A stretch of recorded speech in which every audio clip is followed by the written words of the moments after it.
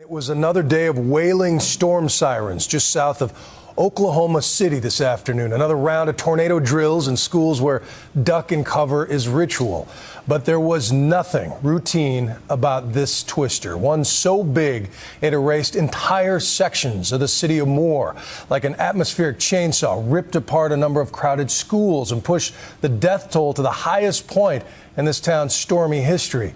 For perspective, this is video shot by a resident named Jason Legere as the massive funnel cloud, dark with debris, approached. Now take note of his house there and those trees as Jason heads underground for 2 loud and what must have been very tense hours. And then imagine emerging into a whole new reality. House, trees, gone. Neighborhood, gone. The Lord giveth and the Lord taketh away. It could go down as one of the deadliest tornadoes in American history, and ABC's Ginger Z is there, outside Oklahoma City, amid all of the shock, all of the searching, all of the hope and pain. At 2:40 p.m. local time, the first tornado warning went out. This is horrible. And just 16 minutes later, the darkening skies over Oklahoma turned deadly.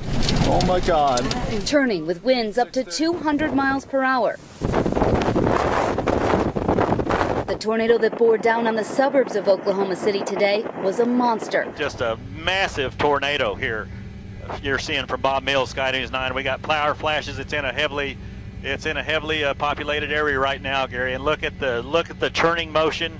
There's a huge flash right there. It is just ripping up everything in its path. Preliminary rating EF4 by the National Weather Service. The tornado tore a 12-mile-long gash in the earth from Newcastle to Moore. It is crossing the interstate right now. We're inside it! We're in it, guys. We're in it right now. Okay, now drop down! Stop! Stop! Stop! Drop it down! Drop it down! Close the windows. Drop down! Drop down. Put it down. Put it down. Are you guys seeing this? That's where it crossed I-35. There are cars there. There are MC units there. There are police there. Look at it. Oh, my gosh. Oh, my gosh. I don't know if people lived in that one. I honestly do not know if people lived in that. Hundreds of homes and buildings have been obliterated. Frantic groups of rescuers could be seen digging through debris within minutes of the tornadoes passing by. We were pulling house walls off of people. There were people crawling out from everywhere and anywhere. It's basically just a war zone. I was storm chasing in. We heard about everyone's needed help. We came in and we pulled up over here, and everyone was already at the 7-Eleven trying to pull cooler doors off and everything, and they got a record truck in. And sadly, they found a man and then a woman and a small baby.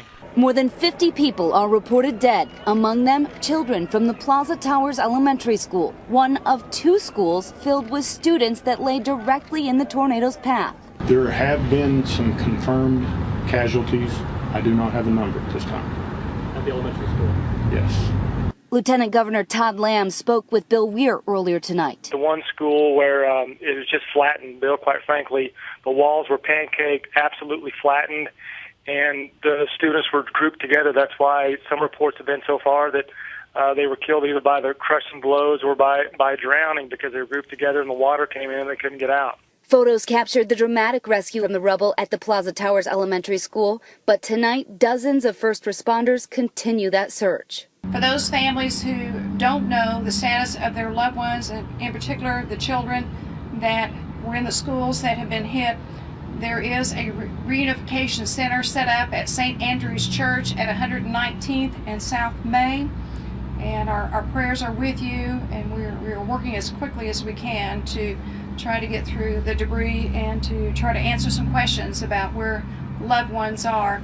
Students had remained at the schools despite the tornado warnings because there were safe areas where they could be protected. I was in my classroom building, and we were told to get in our tornado precaution systems.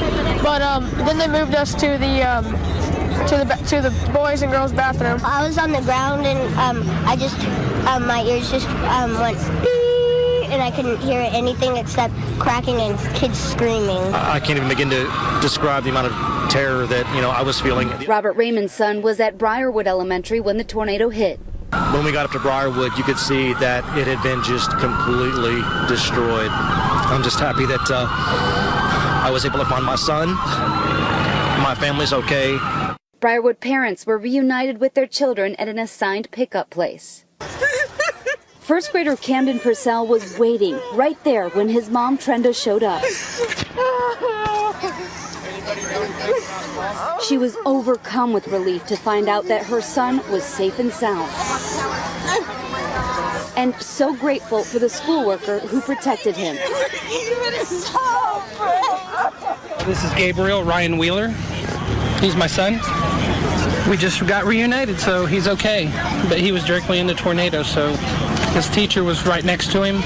Andrew Wheeler also credits a Briarwood teacher with keeping his son safe. The teacher held their heads, and bricks and everything were falling all over the kids. She got her arm injured. One of the other boys on her other side got a big gash in his head, but he is okay.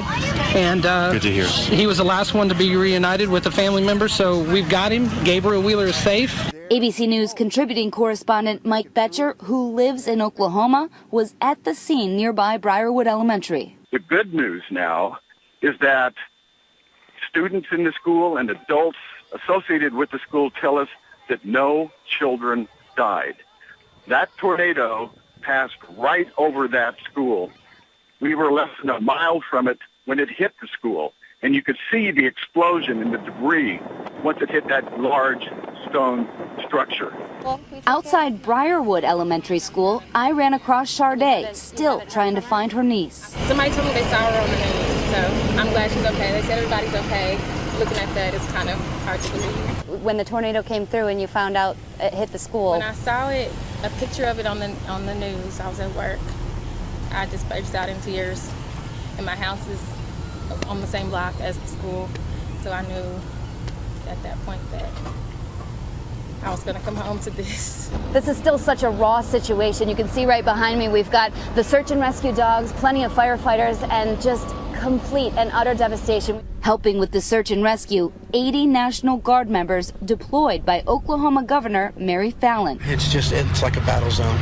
There's nothing standing, no trees, no houses for anywhere around, no landmarks. You don't even know where you are, where you're standing over there. And I got completely lucky just being a couple of blocks over, and my house is completely untouched. And what really makes you think about things.